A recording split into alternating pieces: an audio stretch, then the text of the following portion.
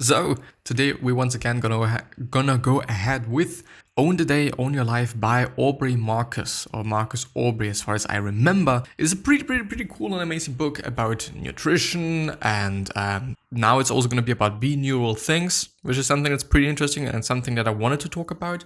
So it's coming in handy. Why? And we're also gonna talk about training today, which is also pretty fine, pretty nice to have a look at what he says. If he is able to give me and or you some pretty crazy and good tips. I'm indeed looking forward to that. But after the intro, as always, because we're always doing it in that way. Just remember that I'm actually sitting on my, not blanket, it's not a blanket this time, it's something else.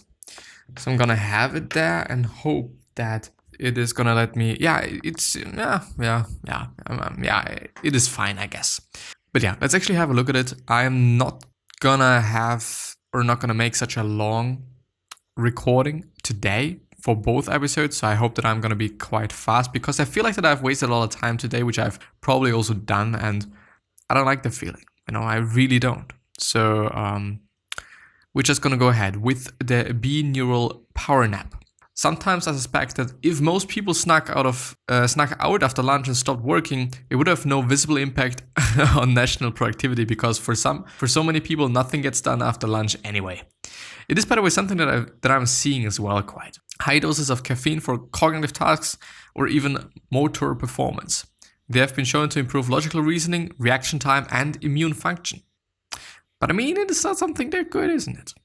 My favorite study, though, is a 28 British experiment in which they compared a nap, a cup of coffee, and more nighttime sleep to see what would happen to people's afternoon energy levels and concentration. The nap won. Data aside of all the biohacks in the world, if I had to personally choose to keep only one, it would be my Binaural Beats. And it is something that I have been also trying. And I'm not quite sure about that. I really am not quite sure if they indeed work. But if he says that, and I think I gotta try it out today, because I feel like today is a day where I just really need to get shit done, more than I normally wanna do, even though I've just done quite a bit in the morning already. So yeah, let's see. You can find Binaural Beats for sale online or on YouTube, but to get you started, I have hosted 2 of mine for free at aubreymarcus.com/beats, so I'm definitely gonna check that out. Pick a time in the early afternoon, lock and load your Theta Waves Binaural Beats track, find a cool quiet place under a tree outside, Isaac Newton style under your office desk, Castano style in your car with the AC on, cabbie style, it doesn't matter too much. Set your alarm for 30 minutes, hit play on the Binaural Beats track, and close your eyes. So I thought that I'm listening to it while I'm working, and it is also something that I've tried to do. Because the problem that I'm seeing there is, if it is not working, then I've wasted another 30 minutes. Which is quite a lot of time, quite a lot of time where I would have been able to do quite some shit. So I'm not quite sure. Maybe I'm gonna try it with actual sleep. Maybe I'm gonna just do something else. Maybe whatever. But maybe I should try it out and see whether it is working or not. Because it might just be good. If I then can concentrate way better after fucking lunch, which is, by the way, also something that I'm struggling with. And I always thought what's going on with me? Why am I not able to concentrate that good? And yeah, this is also why I just tend to do things in the morning. The problem is I tend to do maybe the wrong things in the morning, which are, working out not necessarily something bad, because I want to get shit done, and I do not want to have to think about I have to work out today and shit like that. I don't like that.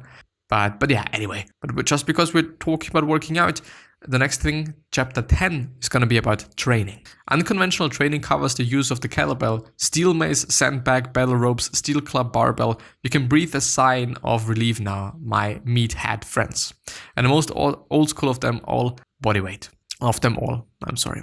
While it is possible to divide up a workout in myriad different ways over the course of a week, month, or 12-week fight camp, for the purpose of this book, we want to create an ideal, option-filled, unconventionally 50-minute workout that trains multiple kinetic systems, targeting a series of functional health priorities that you can repeat with slight variations 3 or 4 times every week, which I really, really like. I like 50 minutes because I think it is enough time. 60 minutes might just for some people be too much, and 45 minutes or 40 minutes might be too low. So I think 50 minutes is actually a pretty nice mark there. But also, I like body weight. I normally do really a lot of body weight. I try to do just as much body weight as I can, but I always have to consider, like, does it work for me at this point? Since I have been training for 4 years or some shit, and I do have some strength, and I do have some experience, and I do have some whatever. So should I use weights to progress more? And I've come to a place where I just think like, well, let's just do both. You know, I'm gonna do weighted body weight exercises, you know, and it is working quite fine, you know, just some. I mean, especially when it is about some squats, you know, there you gotta really have to add up some weight. And I've also tried to do that, and I've also done that. It's been fine. It's not that of a nice thing to work out really heavy, as I've seen, you know, with a lot of gear and stuff, and especially when you're just using some, I don't know, some bags and some other shit, and you're just doing it in some really unconventional way, then sometimes it can be indeed not that nice. But something that I also want to point out, 4 times a week, 3 times a week is something that I also pretty enjoy.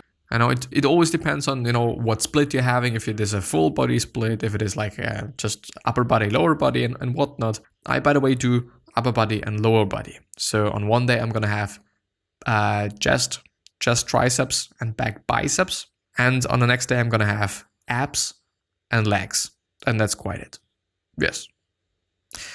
Durability, mobility plus flexibility, 15 minutes.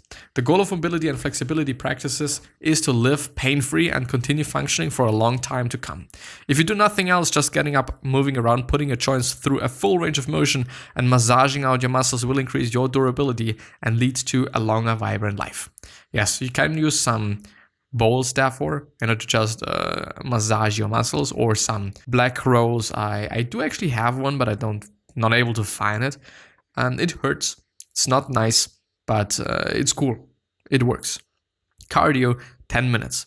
Our focus with 10 minutes of steady state cardio in your workout is to get the heart rate up. So when you begin to tax your muscles in the rest of the workout, you're putting enough hormetic stress on them to produce greater endurance without increasing the risk that you will never come back to the gym again. And it is also just a nice thing. Do some cardio. It is important. It's good for your vascular system. It is good for your system in general. And you're also going to feel better, you know, which is really something that I should be working on, by the way. The next thing is going to be muscular endurance for 8 minutes. To train muscular endurance, unconventional tools work great. The impact on controlled range of motion, rotation, which we will do in all movement, and multi-directional, multi-angular movement is immense, while also offering a generally lighter resistance load rather than a maximum heavy lift for higher repetition in a more sustained period of work. So what I'm seeing there is that he's really, really thinking about the structure, which is something that I appreciate, and also about the length. And of course, if you do want to not have such a long workout, you gotta have to make it a little tiny bit more complex, which he's also doing. I think when you're always having a rotation in every single movement, and as he says, then it is indeed more of a complex workout. So yeah. Then strength, 5 minutes, and power, 3 minutes. Power is the final tier, the tippy top of the pyramid. If strength is when force acts against resistance to create movement, then power is the rate or speed at which that force is enacted to create the movement. You simply need to develop enough power to draw on where you need to sprint to the bus, jump out of the way of a bicycle, or defend yourself if necessary. Sprinting, plyometrics, and unconventional tools like bell ropes are all great, easy, low-skill ways to train full body power development. What's going on there? Okay, I'm sorry. Bodyweight, basic to intermediate. I see. So the first thing was whatever. Good. So bodyweight, basic to intermediate. Cardio, steady state 10 minutes. Run, bike, dance, row, swim, jump rope, shadow box. Pick any one or any combination and go with it.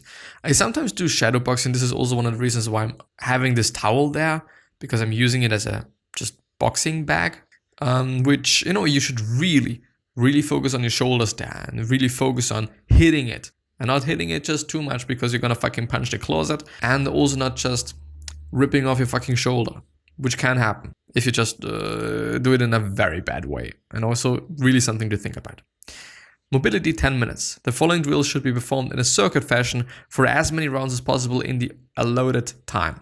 Alternating split jump for max height, 10 seconds followed by 20 seconds of rest and 6 sets of that.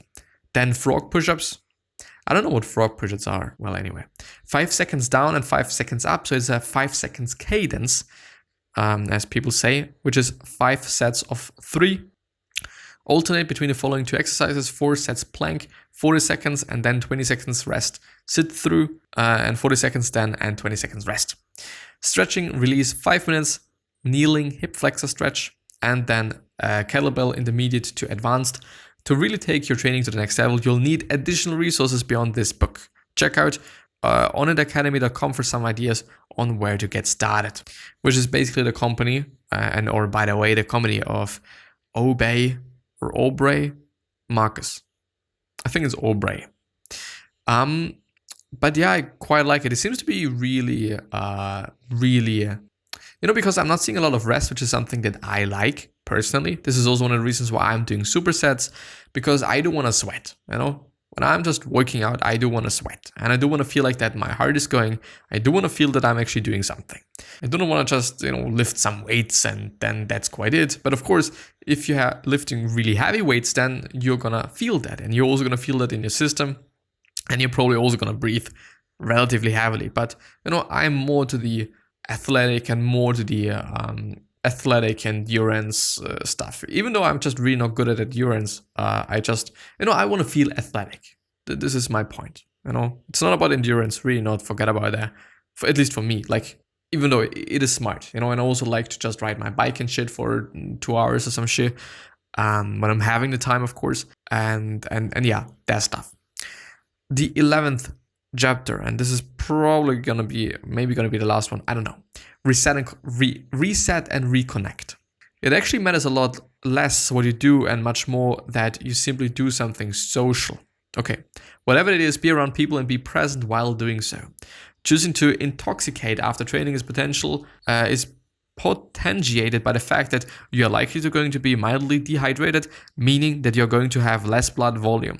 This means that the same amount of active ingredient in your blood will have a proportionally higher concentration.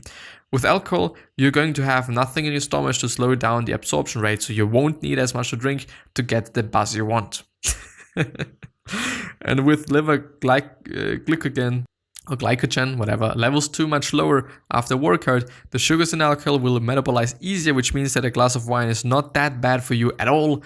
Maximum bang, maximum bucks. But 2 or 3 can send you down a less than conscious path.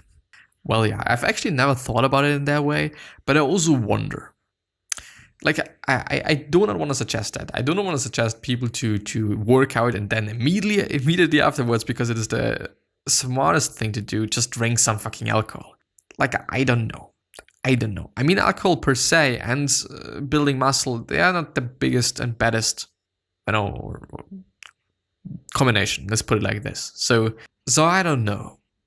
I do also think that, your body has to break down the alcohol before it can do something else. I.e. just building up muscle, which is also a process. So I'm not quite sure about that. I really have to check that, and you should really check that as well and validate whether this makes sense. But yeah, I understand, like, having a glass of wine with a good body and stuff, it's cool, I guess. I'm actually not that of a wine drinker. Maybe I've just drinking bad wine, could also be the case, definitely. Well, anyway, since it's the perfect time to enjoy a glass of wine or take a few puffs of cannabis occasionally, I'll go there too. Or drink a cup of kava, the relaxing herb they drink in Fiji, or even light up a cigar. This is a signal for right now I'm clocked out and off duty. If you don't like any form of intoxicant, then maybe grab a stevia soda. Stevia cream soda is the best, and just enjoy the moment. The key is to create the conduit to connection. Find yours, and not only will you tune your body to the key of yourself, but you will open up in ways that make reconnection with your tribe feel like second nature, and make loneliness feel light years away. First of all, I wish I hadn't worked so hard. This sentiment came from every single male patient she cared for, every single one. I wish I hadn't worked so hard. So it is now about regrets, I guess. And in the, well, the thing is, most often it's actually the things that we didn't do that we are regretting. You know, why didn't I do it? Why didn't I just take my chance? Why didn't I try it out and all those things? So I don't know, which is a thinking combination with the fact that fear is just the dumbest fucking shit there is in a lot of ways. Not in all ways. I don't want to say that you should neglect fear and that you should whatever. Don't do that. It's not a good idea. But in a lot of ways, it is preventing you from trying out things that might be really relevant to your life, that can really maybe also change your life to the good, you know? But, you know, of course, maybe also to the bad. Like, if you just are feared of jumping out of a plane and you do that and you die, then, or just hurt yourself, don't have to die necessarily, then it's not good, obviously. Then just listen to your fear, or you should have listened to your fear. But I don't know. The second one, I wish I had stayed in touch with my friends. Our connections bring the dance to our life, and yet we find ourselves with too little time to enjoy these moments. Yes, indeed. And it is a pity.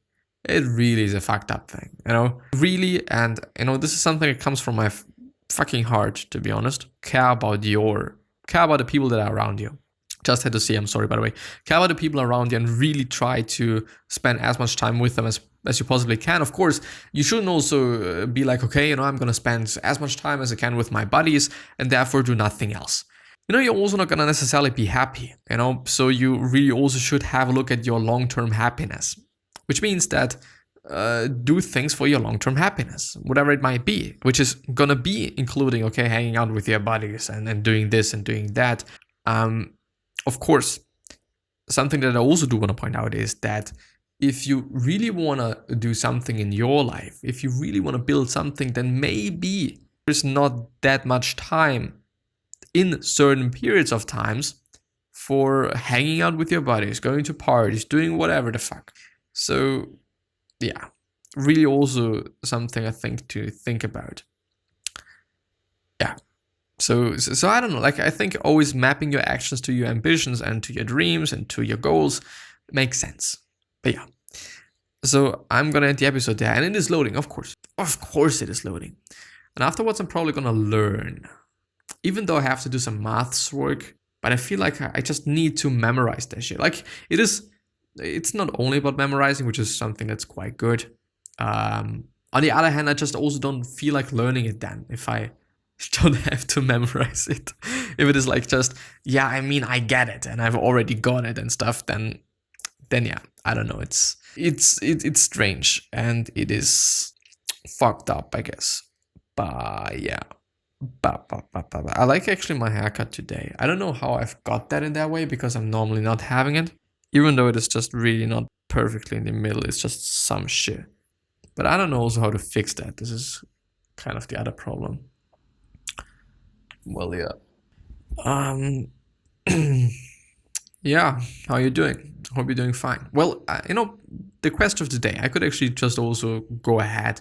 The question of the day is, can you do something? Can you build something? Can you make something that you know is gonna make somebody's day better or make somebody's day?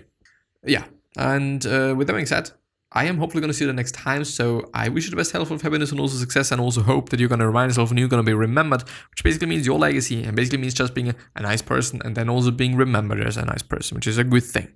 But yeah, anyway, I am going to see you the next time. Oh, 3 questions that I have of you are, why are you here? What are you trying to change? And what is bothering you the most? These 3 questions are hopefully going to show you your purpose and maybe even a business idea, which is a good thing, a really good thing. But yeah, I'm going to see you. And thank you very much. I appreciate that. You know, I'll see you.